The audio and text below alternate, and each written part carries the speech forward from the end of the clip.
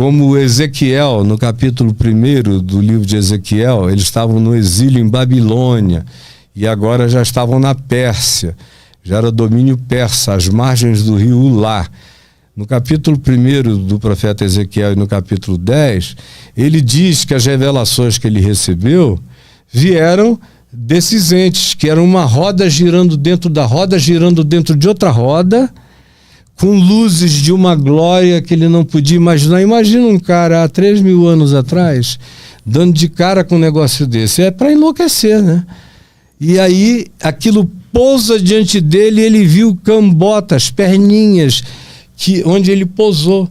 E dali saem os seres que trazem a mensagem para ele de que o povo ia ficar ainda no cativeiro, mas iria voltar para sua terra, que eles continuassem perseverando, orando a Deus, que a oração deles não era desprezada, que ele e Daniel se diz a Daniel a mesma coisa numa experiência semelhante na mesma época, eram seres muito amados e a oração de vocês é ouvida. Aí tem um monte de coisas que a nomenclatura bíblica serve para hora. Mas as mesmas coisas acontecem aqui entre nós e a gente chama por outros nomes. E aí parece que não tem nada a ver com o que um dia a Bíblia narrou. Como assim?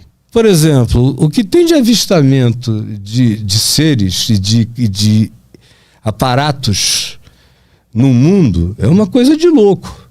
Para o bem e para o mal. E hoje em dia os pesquisadores, que estão cada vez mais unânimes em relação a isso, têm consciência de que tem entes desses que vêm totalmente para o bem e tem outros que chegam para o mal.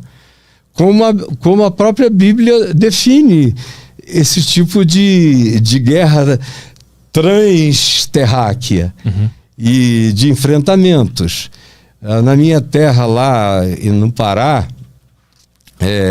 em 1977, vocês já devem ter ouvido da Operação Prato, que o próprio Exército Brasileiro mandou um contingente com medo que fosse coisa de terrorista, de qualquer outra guerrilha, e foram, e não era uma população inteira afetada, e era uma luz que vinha de entes estranhos e fazia um triângulozinho de 3 furos no pescoço das pessoas ou no braço, e as pessoas ficavam às vezes dias e dias e dias sem consciência de si. Algumas voltavam falando de abduções, de coisas as mais variadas, e todas com medo, não gostando da experiência. Tanto quanto tem outros que são visitados por coisas que lhes trazem uma alegria de existir, um sentido de vida para além do instante, do momento.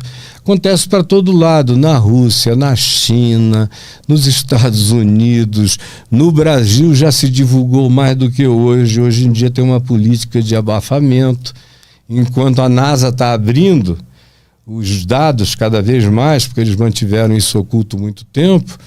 Aqui a gente está num processo de ignorância reversa, né?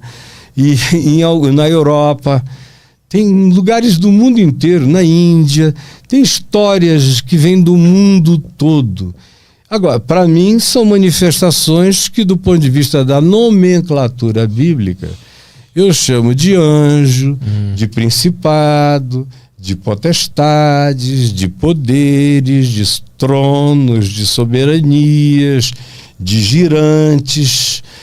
Tem um monte de outros nomes bíblicos, mas não é a nomenclatura bíblica que tem que encerrar a definição do que isso é. Foi só o que era possível nomear àquele tempo, naquele espaço. Mas, por exemplo, na ressurreição de Jesus, diz que anjos estiveram lá. Todos os evangelistas, Mateus, Marcos, Lucas e João, dizem isso.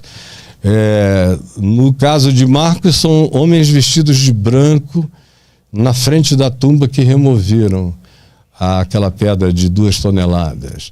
Aí vem, Lucas também narra a ressurreição, mas sem se ater ao que aconteceu no jardim de José de Arimateia, onde Jesus foi colocado na tumba nova. Mas Mateus é o mais Spielbergiano de todos na definição. Ele diz que apareceram entes como relâmpagos. Parece uma cena de Spielberg mesmo. Relâmpagos falantes que disseram: por que buscais entre os mortos aquele que vive? Ele não está aqui, ressuscitou, como havia dito.